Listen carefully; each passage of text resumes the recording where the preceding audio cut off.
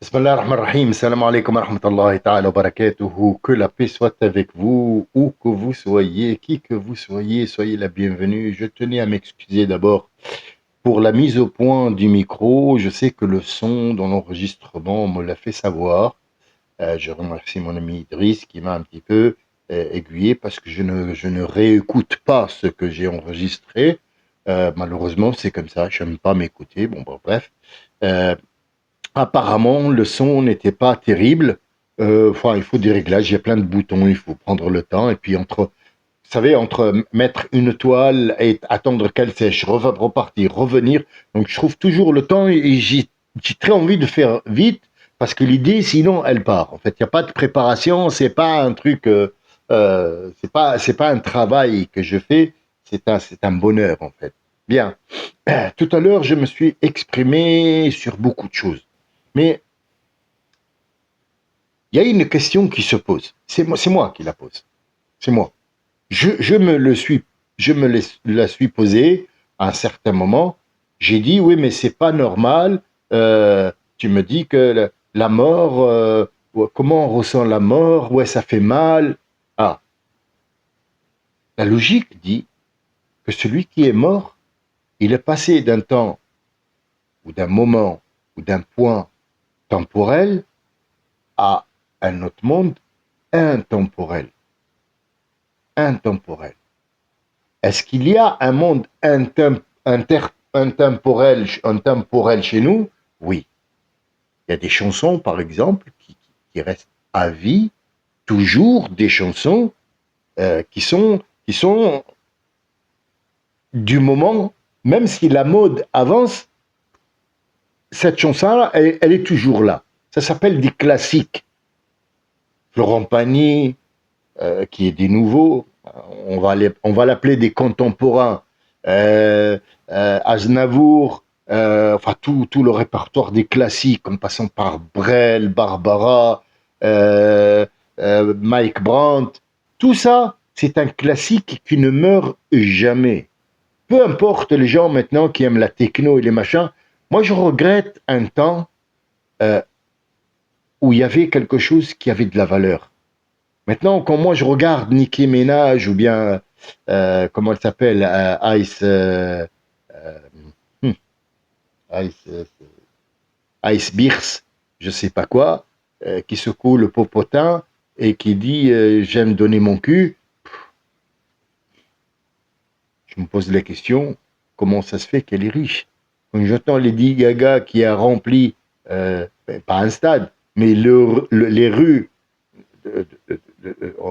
en Argentine, euh, au Brésil, pardon, excusez-moi, 2,5 millions, vous vous rendez compte, 2,5 millions de gens qui sont hystériques et qui sont là, qui chantent avec elle, oh oh oh oh oh oh.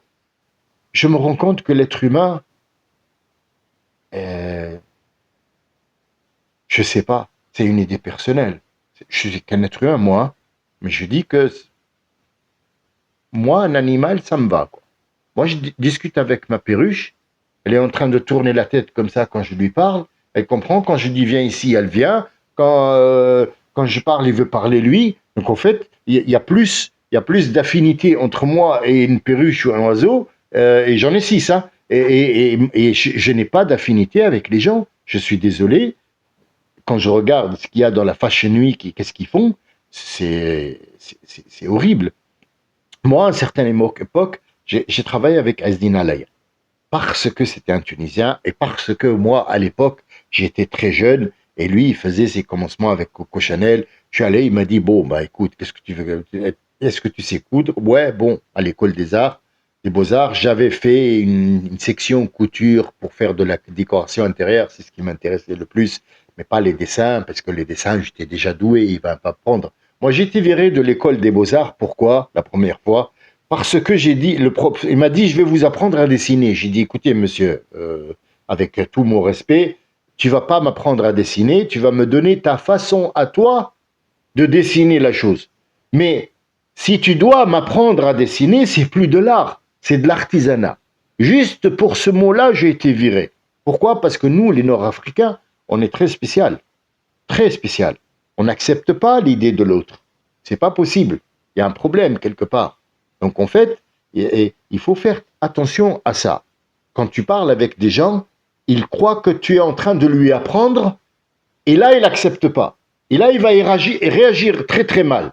Or, par exemple, le goy ou le gaori, à qui tu vas dire, voilà, maintenant, moi, je t'explique le machin, il retient des choses qu'on lui a appris. Oui, parce que je sais pas quoi, ça. Donc il vient avec des preuves. L'autre, il va directement te dénigrer. Pourquoi? Parce que on a cette tu m'apprends rien. Et ça s'appelle el kibr. Ce kibr là, Dieu a dit, Dieu a dit le concernant el kibru ridai.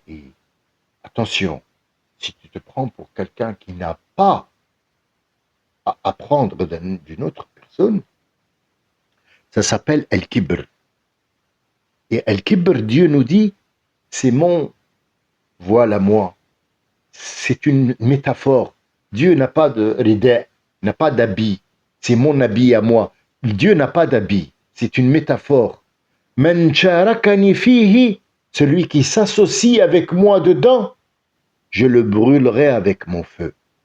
Mais revenons sur l'histoire paradis et feu. Qu'est-ce que le feu en fait?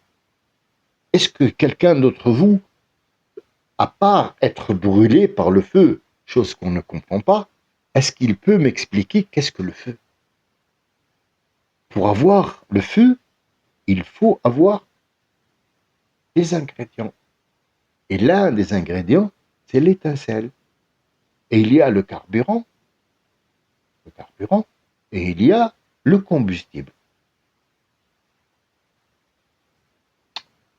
Compliqué? Non.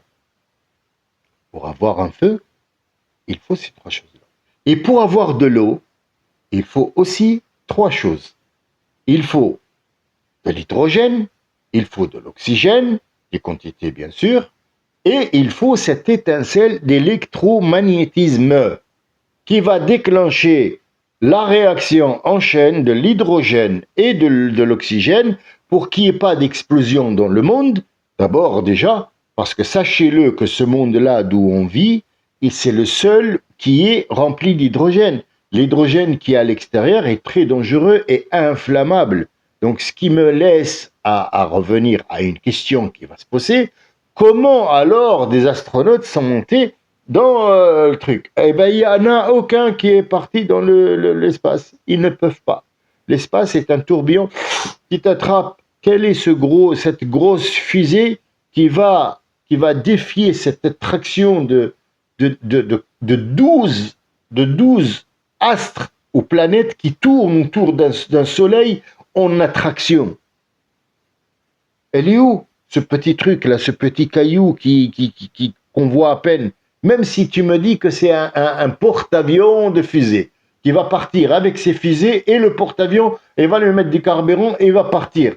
Quand il sort de l'atmosphère, si vous voulez, c'est qu'un caillou. C'est plus rien. C'est plus rien dans cet espace. Donc, il y a beaucoup de questions comme ça que les gens se posent. Ils n'arrivent pas à comprendre. Ils veulent comprendre.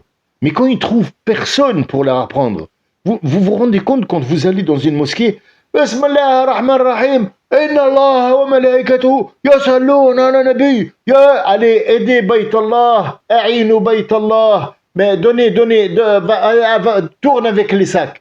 Oui, alors, il faut faire du bien. Hein?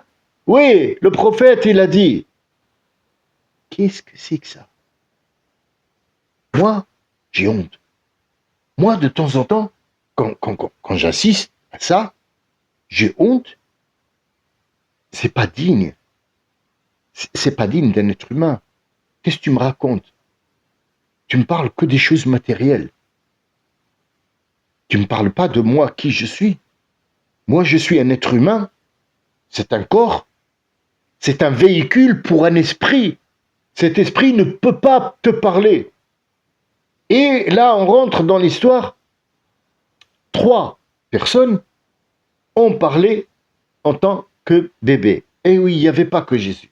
Il y en avait 2. 2 autres.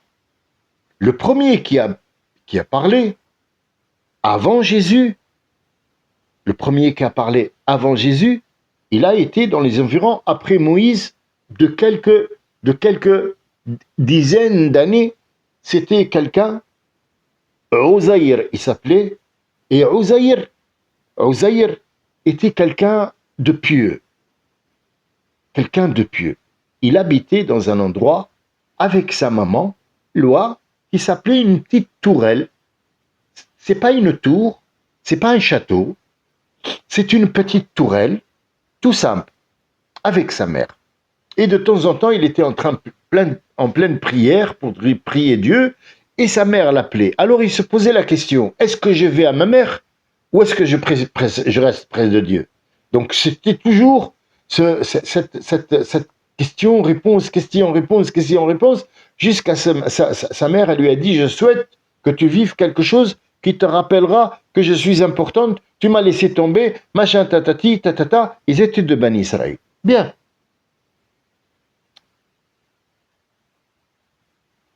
Les gens de Bani Israël, ils n'aiment pas trop ce Osaï. Ils n'aiment pas trop. Qu'est-ce qu'on va faire? Qu'est-ce qu'on va faire? Et on va lui casser son truc. Parce que là, il commence à nous gonfler, ce mec-là. Hein. Il commence à nous gonfler parce qu'à chaque fois, il leur rappelait quelque chose qu'il faisait qui était mal. Je vais vous le dire, c'est quoi exactement, vous allez comprendre. Ça s'est répété à fur et à mesure du temps, et jusqu'à aujourd'hui, ça se répète parce que c'est un commerce, et ce n'est pas si vous voulez, une prosternation, ou bien on rentre dans une église pour se recueillir, un recueillement, ou si vous voulez, une prière tout court. Non. Alors, les prêtres, qu'est-ce qu'ils disaient? Ils disaient, et nous avons la Torah devant nous qui disait, alors on va s'arrêter là, on remonte un quart d'heure en arrière, le rabbin, ou alors, à l'époque, ce qui s'appelle Ar-Rohben, c'est écrit dans le Coran, Ar-Rohben, Rahabina, Rahabina btada'u shay, ils ont créé quelque chose qu'on ne leur a pas demandé, et ils se sont mis dedans. Donc c'est à maintenant, à vous, à toi, et ceux qui vont venir après Moïse, de réparer ça. Uzaïr leur a dit, et il n'y a pas que lui, il y aura Yahya après, qui va leur dire que ce que vous faites n'est pas bien. Et vous allez voir ce qu'il va arriver à Yahya, qui est le nom de Jean en français, en latin si vous voulez, ou en hébreu, c'était Jean. Yann, Jean, Yahya, en arabe. Bon, alors, qu'est-ce qui va se passer avec ce Jean? Il est très simple. Le gars, il va regarder avec Oseille. Il va voir des choses qui vont pas lui plaire. Il y a deux rabbins ou deux prêtres ou deux ce que vous voulez qui sont là et lui dit, toi t'as quoi? Moi, il lui dit, j'ai beaucoup de poules rouges. Et lui, il a des poules noires. Bon. Il dit, cette semaine c'est moi, la semaine d'après, ça sera tout. Bon, admettons que c'est chaque semaine qu'il se voit dans la synagogue, si vous voulez appeler ça une synagogue, ou un lieu de culte, c'est mieux, pour éviter les noms synagogues et tout ça, parce que les gens, ils vont se sentir visés. Quand quelqu'un fait quelque chose, ne crois pas que cette chose, elle t'atteint, tu n'y es pour rien. Même si un imam commet une connerie, moi, en tant que musulman, je m'en fous, c'est pas moi qui a commis, c'est lui. Donc, la taziru waziratun wizra ukhra, c'est Dieu qui nous dit. Quand quelqu'un fait un truc, il est pas général. Non, c'est lui. C'est individuel. C'est lui qui a fait la connerie. Donc, c'est lui qui va être responsable de ce qu'il fait. Sauf que si toi, tu es de mèche avec lui, et c'est ce qui va se passer, il va sortir, il va dire Arabe, parce qu'il appelle comme ça, Arabe, vous demande, comme sacrifice, de donner quelque chose à la synagogue ou alors le lieu de culte, des poules rouges avec des plumes noires et un pied jaune. Donc il vend ses propres poules. Donc il y en a un qui est avec lui dehors et qui vend les poules devant le marbre. Ah ça, oh putain, il y a les poules là. Heureusement, le prêtre il a dit, allez, je l'achète. Où je la mets? Ah bah il faut la donner derrière. Derrière, en fait, quelqu'un qui la réceptionne et qui la ramène dans la cage. Donc en fait, c'était un commerce illicite. Et c'est ce qu'il faisait. Il changeait tout. Maintenant, vous allez chez un juif, il te dit non, on ne peut pas mettre les œufs, on ne peut pas les faire cuire avec la viande, par exemple. Ah, c'est un exemple tout con. Donc, qu'est-ce qu'on fait? On va acheter deux casseroles. Oui, mais le problème, c'est que le légume, il ne doit pas être ni avec la viande, ni avec... Je dis n'importe quoi là, hein, mais c'est ce qui arrive. Hein. Allez voir et vous verrez. Donc, il faut 3 casseroles. 3 casseroles, ça fait du commerce. Ça fait rouler les choses. Donc, si elle n'est pas cachère, non. Qu'est-ce que c'est cachère? Cachère, c'est halal? Non, non. Cachère, c'est quelque chose. Halal, c'est une autre chose. Cachère, c'est le grammaire qui vient lire quelques trucs de surat, de trucs. Il la bénit quelque part, comme le prêtre fait au nom du père, du fils, de la tante et de la grand-mère du voisin. Donc, c'est des choses qui veulent rien dire, mais pour eux, c'est des emblèmes de leur religion qu'on ne doit pas dénigrer. C'est à eux. Moi, je fais la prière aussi, je fais comme ça. Ils peuvent aussi se moquer de moi. Pourquoi tu fais ça et pourquoi tu mets la tête au sol? Mais moi, j'ai la réponse. Lui, il n'a pas la réponse. Il ne l'a pas, la réponse. Donc, en fait, Ozaïr, on va lui faire une crasse. On va envoyer une femme qui a eu déjà un rapport avec un berger, qui est au premier mois de grossesse, et qui va aller le voir, qui va toquer, elle va vouloir coucher avec lui, mais il la refuse, il la jette. Alors, elle attend le terme qu'elle puisse accoucher à terme. Et donc, chez Bani Israël, c'était mal vu, ça, une femme qui vient sans mariage avec un bébé, c'est mal vu, et c'est ce qui va se passer avec Marie après, par la suite. C'est les mêmes, hein? C'est les mêmes. C'est le fils de qui? Elle est payée, la dame, par ceux qui lui posent la question. C'est le fils de Ozaïr. Et donc sa mère en haut, elle lui dit, je t'avais dit, si tu ne me respectes pas, il sera tel et tel et tel. C'est écrit, Moïse a dit, il faut que tu respectes tes parents. Et tu ne m'as pas respecté quand je t'ai appelé, tu n'es pas venu. Et voilà, maintenant, Dieu, il va te punir. Jusqu'à maintenant, c'est du n'importe quoi. C'est pas vrai. Pourquoi? Je vous expliquerai pourquoi après. Bien. Ozaïr va être gêné, puisqu'ils vont détruire son petit Saoumaak, sa petite tourelle, ils vont la détruire, ils vont la brûler, ils vont chasser sa mère, ils vont l'emmener pour le lapider avec des pierres. Sauf qu'il leur dit, donnez-moi 5 secondes. Je voudrais 5 secondes.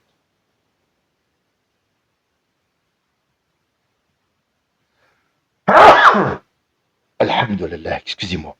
Alhamdulillah, ya Rabbil Alamin. Ya Rabbi lakal mulk wa lakal hamdu wa anta ala kulli shay'in qadir. C'est un bonheur d'éternuer. Vous ne connaissez pas l'histoire de l'éternuement. Je vous dirai ce que c'est à la fin de cette séance, je vous le dirai. Il leur dit, amenez-moi le bébé. Et après, vous faites ce que vous voulez, vous pouvez me tuer si vous voulez. Il apporte le bébé, il dit, ah Rabbi, tu sais que je suis sincère avec toi, je te demande juste de leur dire que moi, je suis innocent. Moi, je ne peux pas.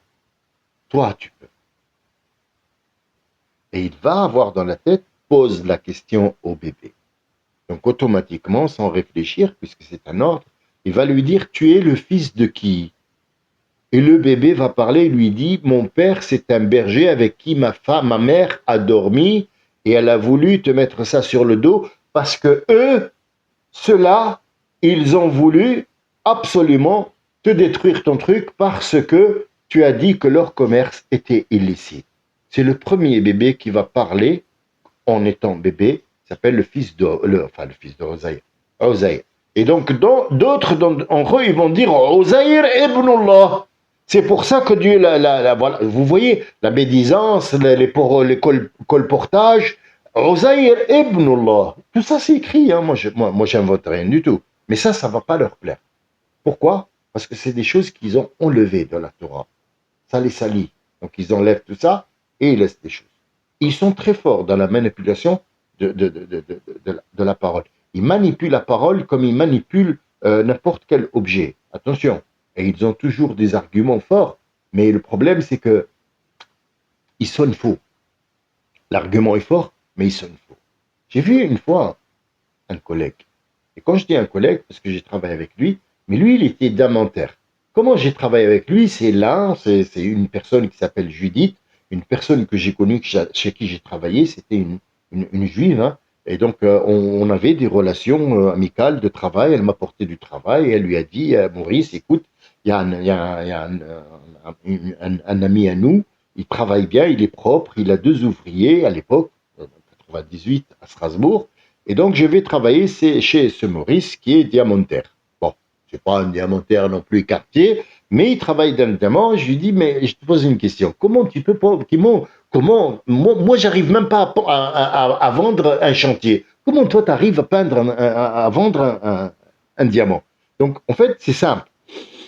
Il m'a dit, je vais te montrer, mais tu dis à personne, parce que moi je t'aime bien, ton travail il est bien, tu me plais, voilà, on n'a pas de, on s'entend bien, tu acceptes tu acceptes que moi je suis différent. C'est le seul d'ailleurs qui n'a pas voulu que je fasse la prière chez lui. Il a dit, non, je m'excuse, est-ce que tu peux la faire dehors au moins? J'ai dit, il n'y a pas de souci, je la ferai quand je rentre chez toi, je rentre chez moi, il y a aucun souci, Maurice, te casse pas la tête, c'est pas un problème. Donc, on n'est pas... Non, non, non, du tout, du tout. On est ouvert à toute proposition. Si ça te gêne, je n'ai pas à la faire chez toi. Il n'y a aucun souci. Donc, en fait, c'est une anecdote. Hein. Il m'a dit, viens, je te montre. Et il a sorti une émeraude, un rubis, je suppose, bleu, et avec la pincette, quoi, et un rouge. Rouge, bleu et un diamant blanc. Enfin, il m'a dit, regarde, je vais faire l'essai avec toi. Ah, et il a mis quelque chose de bleu comme ma chemise, comme ça, c'était une cravate, je m'en souviens complètement. Et il m'a dit, alors il manipulait en fait la cravate, il manipulait la cravate, et il n'arrêtait pas de pousser le bleu, de le remettre à sa place, comme quoi il tombait. Et il me parlait du rouge. Il me parlait du rouge. Comment le rouge, c'est le meilleur. Tous les autres, même le bleu, et il mettait le doigt sur le bleu. Et il me dit, même le bleu, il n'est pas très... voilà, le rouge, quand tu le mets sur sa monture et ainsi de suite, donc il va donner, il n'arrêtait pas de tramputer sa cravate bleue. Et moi, comme un bleu, je tombe dans le panneau. Il m'a dit, alors, qu'est-ce que tu choisis? Le rouge? J'ai dit, non, il y a le bleu qui me plaît. Il m'a dit, est-ce que tu as compris maintenant? C'est une manipulation de l'esprit. Je vends le bleu, je vais vendre le bleu, je vais faire avec. J'ai des arguments et j'ai des outils en main qui peuvent me donner le droit de vendre ce bleu et je vais le vendre avant de dormir. Vous voyez, c'est extraordinaire. C'est extraordinaire le temps qu'il a mis à mettre en place un truc satanique. Satanique. L'aurait pu être. Les musulmans, nous, on n'a pas le droit de faire ça. On a le droit de mettre nos marchandises et dire, voilà, celle-là, elle est pourrie, celle-là, elle n'est pas pourrie, celle-là, elle est 10 centimes et celle-là, elle est à 20 centimes, parce que celle-là, il y a un défaut. Est-ce que tu veux la prendre ou tu veux la laisser? Donc, on doit être comme ça. La manipulation, elle n'est pas acceptée. Deuxième bébé qui va parler, c'est, je vous en ai parlé l'autre fois, c'est la femme que le Khidr, son père va la marier de force avec lui, il attend des enfants, mais comme il n'a pas eu des enfants, elle a été chassée du palais, et elle s'est remariée avec quelqu'un de Ben Israël, elle a eu 4 enfants, et c'est le pharaon qui va entendre sa fille, elle lui dit, celle qui me peigne les cheveux, elle a dit qu'elle avait un autre Dieu à part toi. Donc il va préparer l'huile bouillante, il va lui jeter le premier garçon, le deuxième, le troisième, pour ne pas y revenir parce que je l'ai déjà dit. Et donc, en fait, le petit va lui dire, maman, n'aie pas peur, jette-toi, il n'y aura aucun mal, tu sentiras rien du tout. Tu vas passer d'un monde temporel à un monde intemporel. Passe et tu verras. Juste passe. Alors elle lui dit, il prend le bébé, il le jette dans le feu, et elle, comme c'est une mère, donc elle y croit à moitié, mais elle dit, si mon enfant me l'a dit, que je l'ai entendu parler, que tout le monde l'a entendu parler, c'est que c'est vrai, et c'est que c'est un miracle. Donc elle lui dit, moi je ne croirai qu'en Dieu, le Dieu de Moïse, et pas le tien. Tu n'es pas un Dieu. Il la jette, et en fin de compte, elle passe. C'est un passage d'un droit à un droit. Le troisième bébé qui va parler, c'est le fils de Marie, Jésus, et à qui on va poser la question. Mais on n'est pas à Jésus, on n'est pas à Marie. Quand on y viendra, je vous dirai comment ça s'est passé. Ils font partie de Béni Israël, mais qui vont virer, ils vont prendre un virage tout autre et ils vont devenir Nassara, ils vont venir des chrétiens qui vont suivre le Christ. Le Christ, ça veut dire Jésus, El-Yessoua, El-Yessoua, Jésus. Bien, qu'est-ce que je voulais dire aujourd'hui? Alors déjà, je m'excuse tout à l'heure pour le son qui n'était pas très... voilà. J'espère que cette fois, le son ira mieux. Donc, j'ai le micro. J'ai l'air con avec ce micro.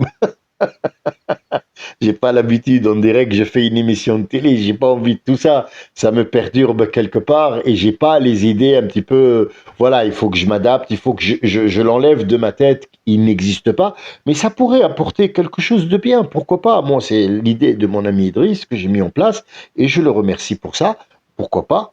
Pourquoi pas? Si ça rapporte quelque chose, pourquoi pas? Après, je ne fais pas de mixage à la télé, j'en ai rien à faire de tout ça. Mais disons que, pour faire court, on est à 25 minutes, on est perdu. Et il faut qu'on se retrouve. Je vous appelle aujourd'hui à me retrouver dans un temps intemporel. Intemporel. On va passer de l'autre côté et on va parler, Inch'Allah. Je vais essayer ce micro s'il a marché ou pas. Et comme je vous ai promis, on va parler de Pompéi. Vous allez voir que c'est hallucinant. C'est un truc de fou. C'est quelque chose que les gens n'ont jamais fait attention. C'est quelque chose qui a 19 siècles et qui a été écrit 19 siècles auparavant et qui est apparu il n'y a pas longtemps. Ils sont aujourd'hui en train de déterrer Pompéi, qui est la ville de Yassine, et on parlera des lettres qui commencent, que les sourates, avec lesquelles les sourates commencent. Je vous remercie de l'écoute et je vous dis bonne écoute si le micro marche et ça marchera, il n'y a pas de raison. Salam alaikum wa rahmatullahi wa barakatuh.